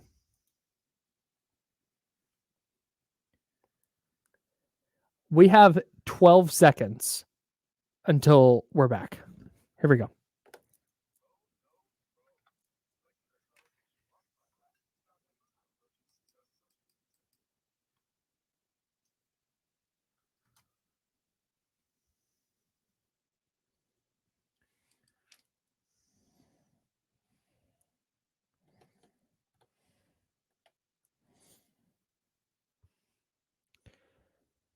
We are locked in. NBA trade deadline. Kings lost to the Pistons. Super Bowl week. We'll talk a ton of Super Bowl tomorrow. James has a confused look on his face. No, I'm excited about Super Bowl week. I thought dude, this close to the trade deadline. Yeah. 41 minutes now on the dot. And you did the furrowed brow at your computer. I thought something went down. No. Okay. It's been quiet. It's been quiet. Although a little too quiet. A little too quiet. Maybe the Kings are just waiting for Chimezie Metu to be bought out by the Memphis Grizzlies so they can just put a waiver claim in on him. Maybe that's why they lost to Detroit last night, because they knew that it would drop them below a certain team that may or may not want Chimezie Metu, and this was all part of a greater scheme to get they saw this coming. They saw Metu going to Memphis, getting waived, and being able to acquire him via the waiver market. Monty has done it again. This is some like Run him his executive of the year right now. 4-dimensional chess going on right here. TC and Sac, what's up, bro? Kyle, Ham, what's going on? What's up, man? What do you got? Hey, I just want to tap in on the whole Malik Monk situation. I probably feel different than everybody else, but I'm probably in the same boat. As far like we can't be madder than you guys. You get what I'm saying? Like I feel them coming up there talking about, oh man, the fan base, I wasn't feeling that about booing. Well, man, I mean, what do you expect, bro? You guys dropping a game to Detroit that you guys should have won, and you guys keep coming up to these press conferences acting super nonchalant, like nothing is happening, everything's going to be all right, and all that. I know we're on a 16-year playoff drought, bro, but it's expectations for this team, bro. You guys should be better than that. Like, we shouldn't be dropping games to Detroit and then guys coming up here when the fans do boo. Like, it wasn't all game. It was like at the end of the game, we're like, okay, we got a shot to win. And then when you guys lay an egg like that, it's like, boo, man, this sucks, bro. Why aren't you guys caring more than we care? You get me? Yeah, no doubt. Thanks, TC. Appreciate the call. Yeah, that's one. So Malik Monk last night basically said, and again, with some expletives, like, I don't like that the fans boo. We're out here busting our asses. He says, I play too hard to get booed. Nobody, but that's the thing is nobody's booing Malik Monk specifically. No. It is everything that is going on. And so here's my thing with booing. Players aren't supposed to like it. That's the point. No, yeah, that's very true. Like that. And I understand that players risking life and limb on the court, they dedicate their entire lives to doing this to entertain fan. I get it. I get that. And it is appreciated and understood, and that it takes a level of physical and mental skill and toughness that I do not possess to reach the level that they've reached. They are better at basketball. The worst NBA player is better at basketball than I will ever be at anything. I understand that. But when you're a fan of a team who wants to see that team win, and you want to see that team play well, and it is your first game home in 2 weeks, and everybody's fired up to face the worst team in the league, and the worst team in the league is better than the home team, yeah, there's going to be an adverse reaction to that. I'm going to add another element to this, which I think people probably miss.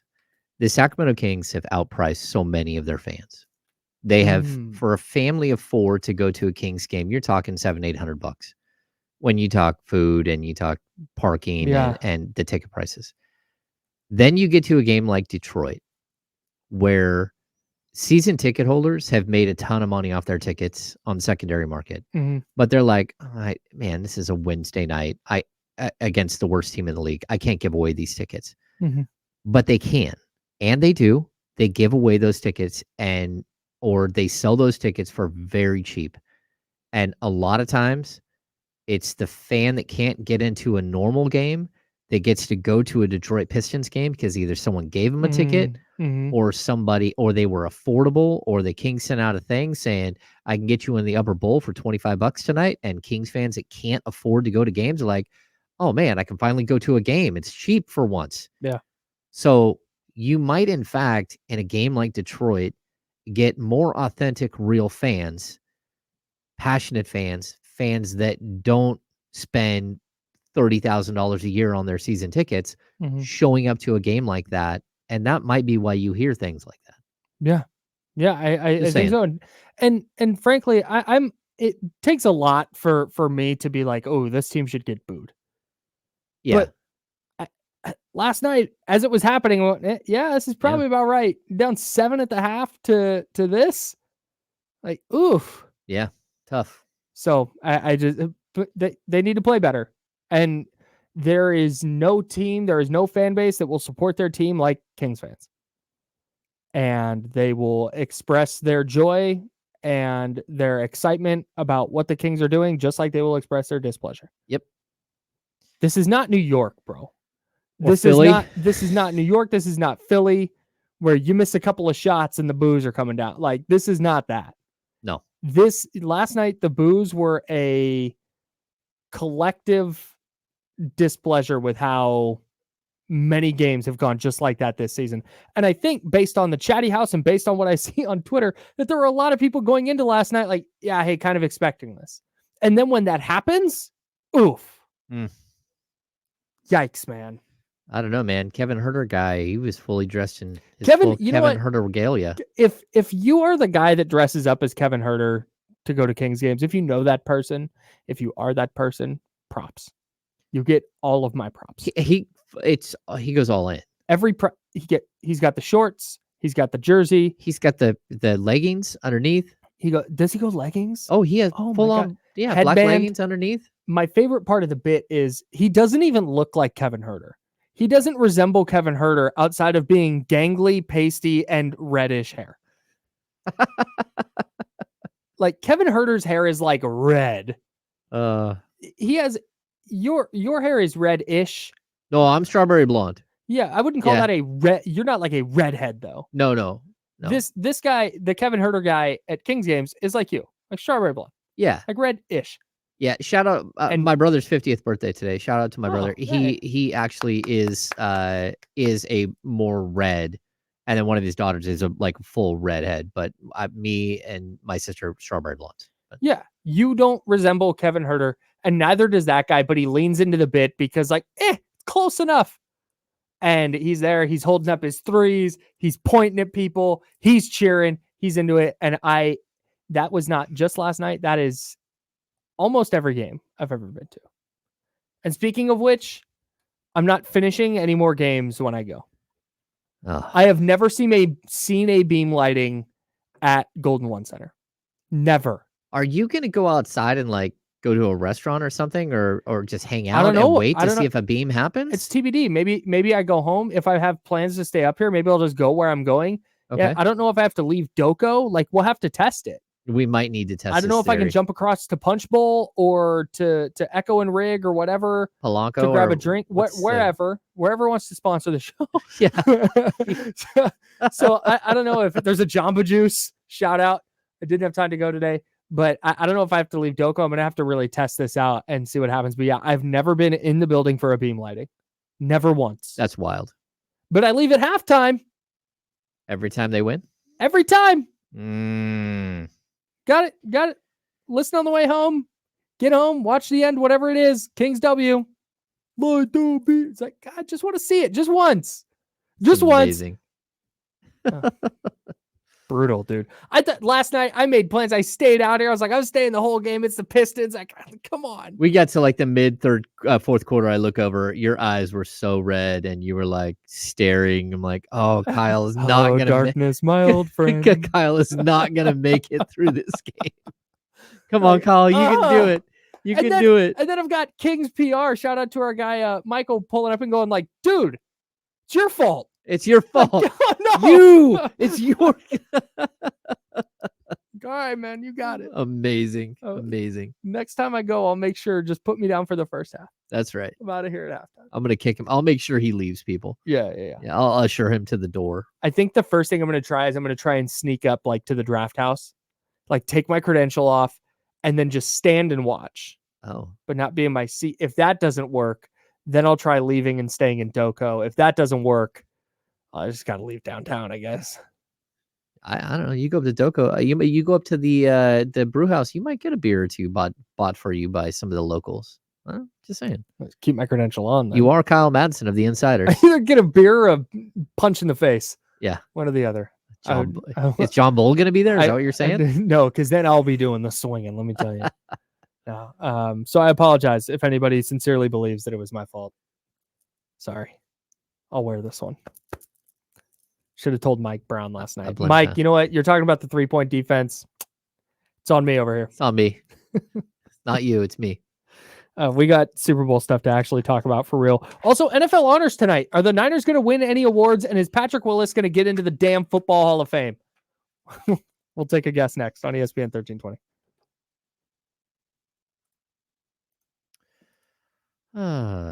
We got a minute right on this break.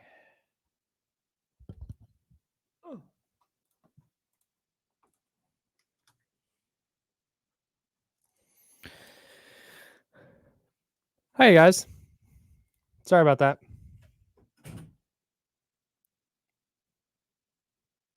Dang, you're gonna make me go all the way to Sky River. Problem with that is from downtown, like I wouldn't even get there in time for it'd be like halfway through the fourth quarter. What up, Spencer? Yeah, we're on this one. We talked about this one. Guys, this would be so funny. Built roughly like a Zack Schrader from Breaking Bad. Dressed like Kevin Herter.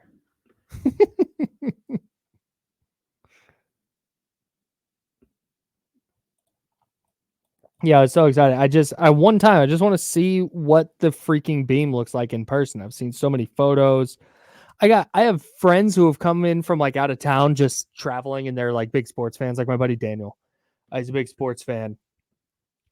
And I don't think he's watching. He's a doctor in Texas. But like he was just in Northern California and he's a big sports fan, so he tries to go to whatever, team is playing. And so he went up to a Kings game. He got to see the beam. He got to see it. Oh, I just got an interesting text.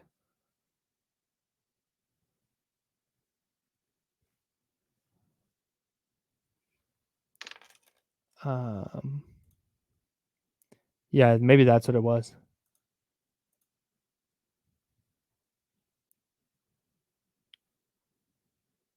No, I will not do this.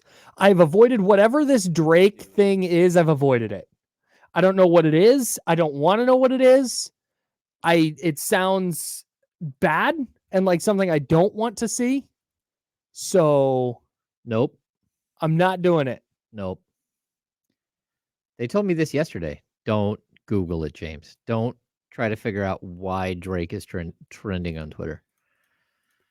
I saw one tweet in like relation to it vaguely, and that was all I needed to see. I don't want to see it anymore.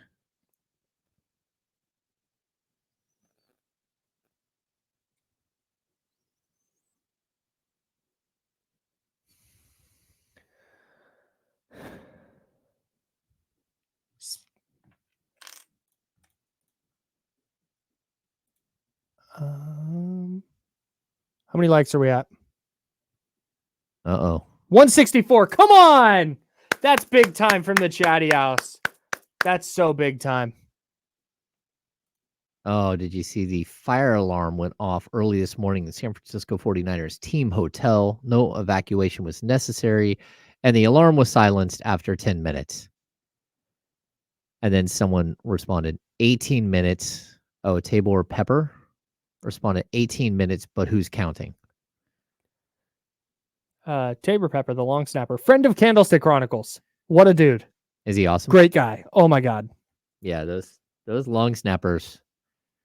You're out there and you want your kid to play in the NFL for 17 years, teach him how to long snap. Just start them early. Hey, hang on. I have 20 seconds. I have a thing that I can't tell anybody else, but I'm going to tell you.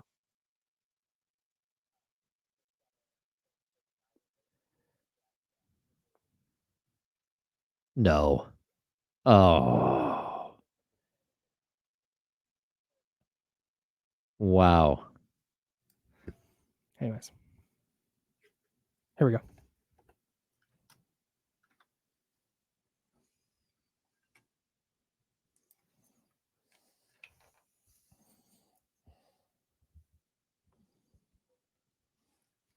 Oh my God. Ah! That's wild. Oh, wait till you see it. Wait till I need to wait until it drops. Yeah. How can I say this vaguely? It's basically the thing you said yesterday. About that team. Okay. For that. Wild. Anyways, sorry guys, I can't. 25 minutes until the trade deadline, and it's likely you'll see what I'm talking about here shortly. Maybe. We have the Damian Barling coming in studio. I don't know if he's going to come on down and hang out with us or he's just getting ready. I think he's probably just getting ready. He's just getting ready. Oh, he stays ready in that cardigan. Are you kidding me? Yeah, look at that. A plus on the fit today for Damian. Okay, couple Super Bowl related things. Once Damian gets back in, we'll dive back into whatever the hell happened to the Kings last night. Couple of things. One, the funniest thing that's happening during Super Bowl media week, because that's what this is. Every player talks every day, and there's these massive media scrums, and it's any podcaster, blogger, media outlet. There's some outlets I've heard in the Bay Area and in Sacramento sending like 6 and 8 people down to the Super Bowl. It's crazy, right? Mm-hmm. So a lot of questions get asked of these players. My favorite thing so far has been watching the 49ers and Chiefs go above and beyond, way out of their ways to not say anything inflammatory about the other team. No bulletin board material is being put up whatsoever. No. Nick Bosa got asked a couple weeks ago about the Chiefs' tackles, offensive tackles, and he was like, "Oh, they hold a lot." So, here we go. This is going to be spicy. So, Niners beat writers on media day go to the Chiefs offensive lineman and they're like, "Hey, Nick Bosa said this. What do you think?" And like one of the offensive linemen was like, "Hey, maybe he's onto something." Like just everybody's being overtly nice as to not ruffle feathers on the other team. And it's been enjoyable to watch those things happen. Chris Jones is asked about the Niners offense, and he's like, "It's the best offense I've ever seen." And somebody's like, "Well, better than the Chiefs offenses you've had the last year?" He's like, "Yep." Mm. Like players, coaches, organization, everything. It's our toughest test yet. Jeez, man. Yeah. No, I think it's really interesting because what you don't want to be is the guy who starts it, right? Unless you do, unless you want to be that team like, "Oh no, we're going to win this game. Yeah, we're all in." No, we're the best team. We're going out, but then you'll be that guy after the game if you lose. You'll be the guy that's on the wrong side of history. So, man, I love it. Also, Matt Rule, the former Panthers coach, who's now the coach of the Nebraska Cornhuskers, in a press conference yesterday, was like, "I wanted to put Brock Purdy on the draft board, but I got vetoed." Yeah, me too. Okay, Kyle, I also heard that you had him on the top of your draft board. Yeah, he's number 5. I didn't my number 5 ranked player that number year. 5 overall. You had him. Mm-hmm. Yep. If only teams would listen to me. No, so there's 2 funny things about that. One, either Matt Rule's lying out of his ass, right? He is. They brought in Teddy Bridgewater, Sam Darnold, Baker Mayfield. None of it worked out. Teddy Bridgewater has since retired. Sam Darnold's now the backup trying to revive his career with the 49ers. Also, Sam Darnold played his best football under Steve Wilkes after Matt Rule was gone, but that's a separate thing. And then Baker Mayfield, who looked like a disaster and ended up leaving Carolina, is now in Tampa Bay, taking Tampa Bay to the playoffs and winning a playoff game. It's like, Matt Rule, you're the problem, dog. So even if you wanted Brock Purdy, if that's actually true, he wasn't going to help you. But here's the other aspect of this. Matt Rule's an offensive coach. That's his bag. He had this great offense at Baylor. That's what got him into the NFL. If you went into that draft and you were the offensive head coach of the team and you're in the 6th, 7th round and you're going, "Hey, I really like this quarterback from Iowa State. We need to get this guy in our building. I want to draft him." And you're getting vetoed. That's a huge red flag. Yeah. And then lo and behold, he's fired after week 5. So anyways. Well, if he only had Brock Purdy, yeah, I think history would have been totally different. Maybe everything would have been that different. Panthers team sucked. Brock Purdy would have stunk on the Panthers. Bryce Young stinks on the Panthers. Well, Bryce Young is a number 1 overall pick. Yeah, but how tall is Bryce Young? Not much shorter than Brock Purdy. Tell you that much. NFL honors tonight. I think the 49ers are going to win 1 award. Yeah. Brock Purdy's up for MVP. I don't think he's winning it. I don't think so. Christian McCaffrey also up for MVP. I don't think he's winning it. Kyle Shanahan up for Coach of the Year. I don't think he's winning that. No. And Christian McCaffrey is up for Offensive Player of the Year. I think he's going to win that one. Okay. Yeah, it's become the non-quarterback MVP award. Is ostensibly what Offensive Player of the Year is now. And I don't think given how Tyreek Hill's season ended with the ankle stuff and he wasn't as productive, I think it's pretty clear that Christian McCaffrey is going to be the OPOY. Okay. Yeah, I mean, that makes sense to me. Yeah. Same. And then we need to get Patrick Wilson in the Hall of Fame, bro. He does need to be in the Hall of Fame. Like what? Okay, he played 8 years. He's not in because of longevity. That's the Yeah. only reason he's not in. And I get it. And I think because, I mean, he walked away. What did he have? What kind of injury did he have? Toe. A toe. Mhm. Yeah, but I think Feet. Well, feet in general. yeah, like most people were so stunned when he walked away. They thought he probably could have gone for another like 3 or 4 years. Yeah, so he was on Candlestick Chronicles, and we asked him like, "Hey, you retired after 2014. Did you think you had football left?" And he's like, "I definitely had football left, but my feet were so bad, we're in such bad shape, I wasn't gonna be able to walk right the rest of my life if I kept playing. yeah, And I wanted to prioritize my next, 50 years over my next 3." yeah. Like, dang. No, that's Yeah, tough, I man. respect it, man. I definitely respect it. So he played just 8 years. I figured he wouldn't be in on the first ballot, because it's really hard to get in on the first ballot in the NFL. It's because there's just this backlog of dudes who have to get in. And so, Yes. so 5 years is long enough, I think. He played 8 seasons. He was a 7-time Pro Bowler, 5-time first team All Pro, defensive rookie of the year, a second team All Pro was in there. He was on the Hall of Fame's all decade team for the 2010s. Like he's the best off-ball linebacker in the sport when he was in it. Yeah, he was incredible. Yeah. So I'm really hoping he makes it. I'm manifesting that he gets in. Okay. I've pre-written it at Niners Wire. You've already pre-written it. I've pre-written it. Okay. Good for you. You should. But did you pre-write all of them just in case? All the awards? Yeah. No. I only pre-wrote McCaffrey. Okay. Yeah, I think if I'm ranking them, I think McCaffrey Offensive Player of the Year for sure. And then probably Shanahan Coach of the Year would be next. And then McCaffrey MVP 3, Purdy MVP last. Okay. It's probably my... I mean, I think my Coach of the Year is D'Amico Ryans. Yeah, it's going to be interesting. D'Amico Ryans could win it for sure. Kevin Stefanski in Cleveland. Taking, what were they, 11-6 with their quarterback problems? But man, D'Amico, that 1 year turnaround with a rookie quarterback is pretty incredible. Yeah. So very, very impressive. Any trade news here? No, it's been quiet. Yeah, quiet. It's been super quiet. We are 17 minutes and 25 seconds away from the NBA trade deadline. Shams Charania reports that multiple contenders are expected to pursue Daniel House.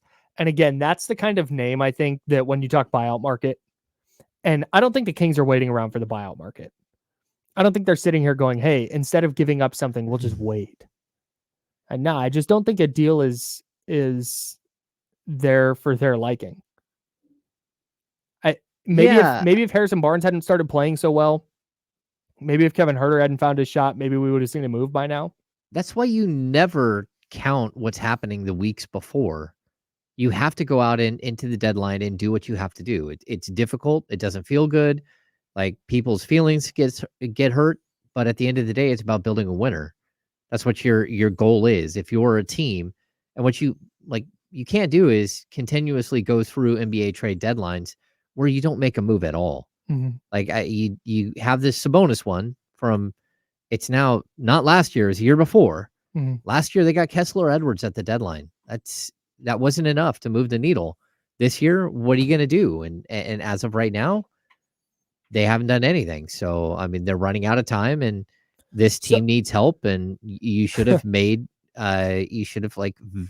what you had at a certain point, but then said, look, I've got to see what I can do to go make moves. Well, and that's so I think there's going to be a strong reaction, and you're getting it from me, where that loss last night all of a sudden really highlights a lot of the things that Sacramento needs help with. But it's not like Monty McNair was sitting there going into last night going, okay, I'm not going to make any calls. We're chilling. Yeah. And then lose like they did. And then have Monty pick up the phone and go, oh, okay, hang on. All right. Trade deadline. Let's go. Okay. But what I could see last night is that there's like 1 or 2 trades that are sitting there that they can make. Right. Sure. And they've had conversations with ownership and everyone else. And like, okay, these are the 3 or 4 things that we can do. And after last night's game, Vivek looking at Monty and saying, do this deal now. I want this deal done. Mm-hmm. And sometimes the deal just doesn't work out. Maybe you get beat to the punch, or the guy that you were going to trade for, like that team is already in negotiations with somebody else now.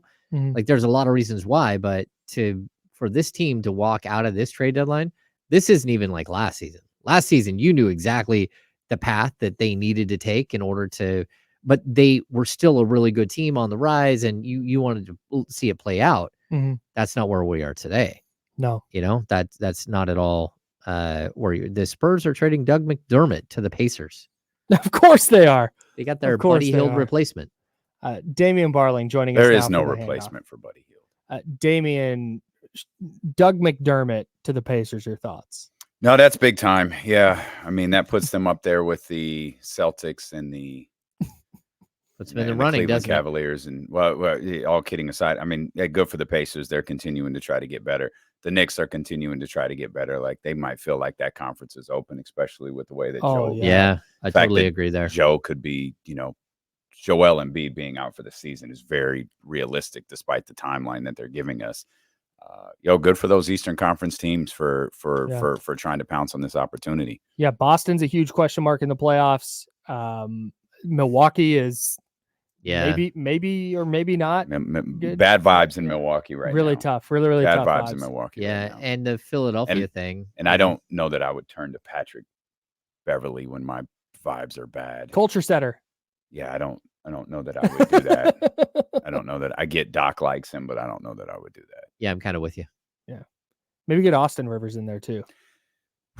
I don't know why everyone hates Austin Rivers. It's one of the strangest things to me. Like I don't want to say I love him, but the entire league dislikes him.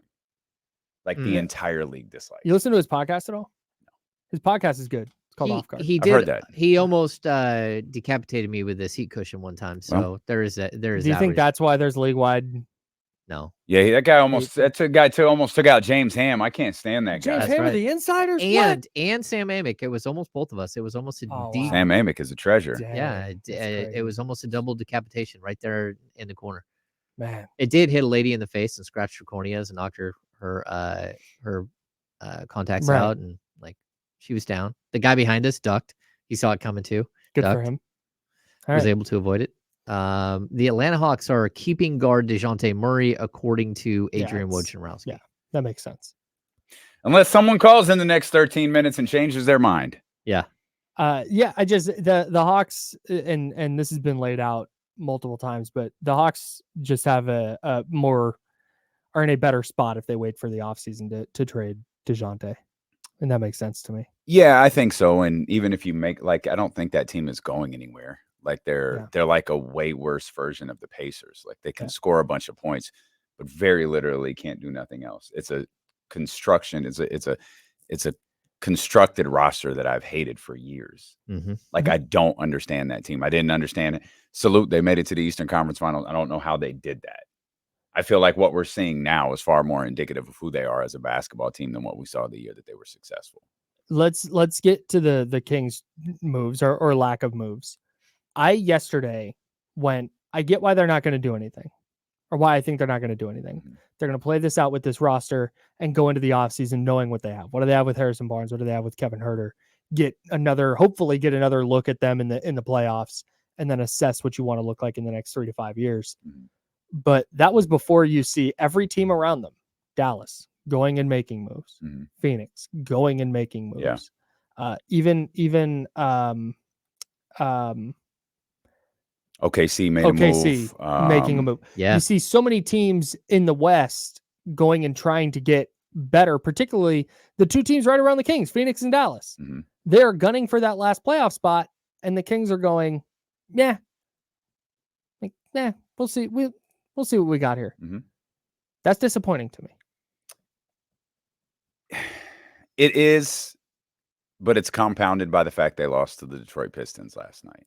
Yeah. I think they beat the Pistons last night. I don't think anyone's jumping for joy today. I think the vibe, the feeling is a little bit different. The vibes are a little bit different. Like you're 6-2 and in your last 8 games, and you feel differently about it, right? You have a little bit more confidence in Harrison Barnes. You have a little bit more confidence in Kevin Huerter.